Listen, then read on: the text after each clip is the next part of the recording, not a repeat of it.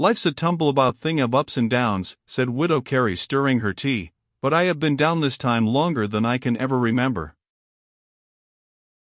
Nor ever will get up, widow, said Julia, at whose lodgings herself and several of Julia's friends had met, unless we have the 5 points. I will never marry any man who is not for the 5 points, said Caroline. I should be ashamed to marry anyone who had not the suffrage, said Harriet. He is no better than a slave, said Julia. The widow shook her head. I don't like these politics, said the good woman, they bain't in a manner business for our sex. And I should like to know why, said Julia. Aren't we as much concerned in the cause of good government as the men? And don't we understand as much about it? I am sure the dandy never does anything without consulting me. It's fine news for a summer day, said Caroline, to say we can't understand politics with a queen on the throne. She has got her ministers to tell her what to do, said Mrs. Carey, taking a pinch of snuff. Poor innocent young creature, it often makes my heart ache to think how she is beset. Over the left, said Julia. If the ministers try to come into her bedchamber, she knows how to turn them to the right about. And as for that, said Harriet, why are we not to interfere with politics as much as the swell ladies in London? Don't you remember, too, at the last election here, said Caroline, how the fine ladies from the castle came and canvassed for Colonel Rosemary? Ah, said Julia, I must say I wish the colonel had beat that horrid Muddlefist. If we can't have our own man, I am all for the nobs against the middle class. We'll have our own man soon, I expect, said Harriet. If the people don't work, how are the aristocracy to pay the police? Only think, said Widow Carey, shaking her head. Why, at your time of life, my dears, we never even heard of these things, much less talked of them. I should think you didn't, widow, and because why, said Julia, because there was no march of mind then. But we know the time of day now as well as any of them. Lord, my dear, said Mrs. Carey, what's the use of all that? What we want is good wages and plenty to do, and as for the rest, I don't grudge the Queen her throne, nor the noblemen and gentlemen their good things. Live and let life say I. Why, you are a regular oligarch, widow, said Harriet. Well, Miss Harriet, replied Mrs. Carey, a little nettled, 'tisn't calling your neighbors names that settles any question. I'm quite sure that Julia will agree to that, and Caroline too. And perhaps I might call you something if I chose, Miss Harriet. I've heard things said before this, that I should blush to say, and blush to hear too. But I won't demean myself, no I won't. Hollyhock, indeed. Why hollyhock? At this moment entered the dandy and Devil's Dust. Well, young ladies, said the dandy. Swelling the receipt of customs by the consumption of Congo. That won't do, Julia, it won't, indeed. Ask Dusty. If you want to beat the enemy, you must knock up the revenue. How d'ye do, widow? The same to you, Dandy Mick. We is deploring the evils of the times here in a neighborly way. Oh, the times will soon mend, said the dandy gaily. Well, so I think, said the widow, for when things are at the worst, they always say. But you always say they cannot mend, Mick, said Julia, interrupting her. Why, in a sense, Julia, in a certain sense, you are right, but there are 2 senses to everything, my girl, and Mick began singing, and then executed a hornpipe to the gratification of Julia and her guests. 'Tis genteel, said Mick, receiving their approbation. You remember it at the circus? I wonder when we shall have the circus again, said Caroline. Not with the present rate of wages, said Devil's Dust. It's very hard, said Caroline, that the middle class are always dropping our wages. One really has no amusements now. How I do miss the temple. We'll have the temple open again before long, said the dandy. That will be sweet, exclaimed Caroline. I often dream of that foreign nobleman who used to sing, "Oh, no, we never." Well, I cannot make out what puts you in such spirits, Mick, said Julia. You told me only this morning that the thing was up, and that we should soon be slaves for life, working 16 hours a day for no wages, and living on oatmeal porridge and potatoes, served out by the millocrats like a regular Bastille. But, as Madame Carey says, when things are at the worst. Oh. I did say it, said the widow, surely, because you see, at my years, I have seen so many ups and downs, though I always say. Come, Dusty, said Julia, you are more silent than ever.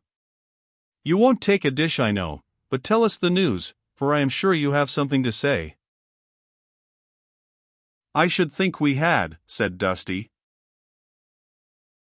Here all the girls began talking at the same time, and without waiting for the intelligence, favoring one another with their guesses of its import. I am sure it's Shuffle and Screw going to work half-time, said Harriet. I always said so. It's something to put down the people, said Julia. I suppose the Knobs have met, and are going to drop wages again.